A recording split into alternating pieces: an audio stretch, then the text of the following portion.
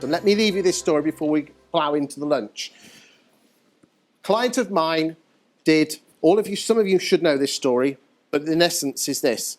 My client emailed out to a landlord database of 310 landlords that he'd picked up over the years, month one's newsletter.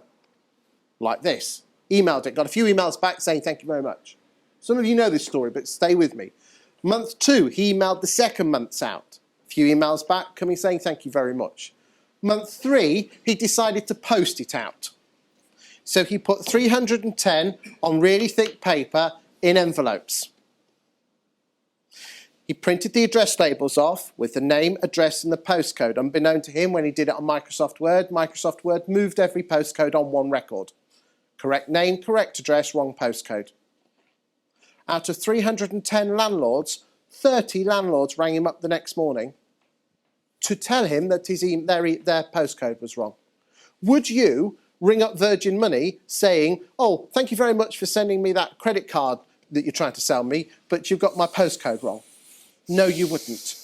So why the hell did 30 landlords bother to pick the phone up, in which all of them were happy to give their telephone number, and a lot of them actually said, oh, by the way, I've already decided I'm going to give you a call when my tenant hands a notice in. What motivated them to call that agent to tell them their postcode was wrong?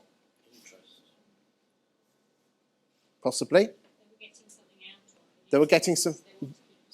They wanted to keep receiving it. They were worried that they wouldn't get the next one. So the question is this. If you're marketing what you chuck out, if you stop doing it, would people miss it?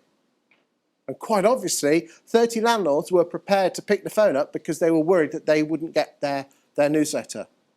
And that's why this is important. And that's why, therefore, without fail, this is your secret weapon.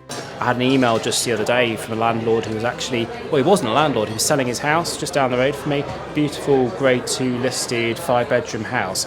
And he said to me, it's gone on the market 4 days ago, I've already had offers at the asking price, but I've been reading your blog and I'm thinking now maybe I should keep it. I mean, how do you find that sort of person? He didn't even know he wanted my service as a letting agent. That's the sort of thing landlord farming can do for you.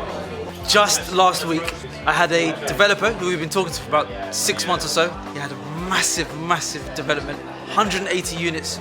He just came into the office, he saw the newsletter that we're printing out every month. He absolutely loved it. He showed that we're doing something different. He loves what was on there. He looked through the website, he said, you know what you're doing. And the next day he called me, he said, look guys, I'm going to give you 90 of the 180 developments. And that, as an independent agent, is just, you know, it's good. It's basically going to change our lives. You changed our lives, Chris, yeah.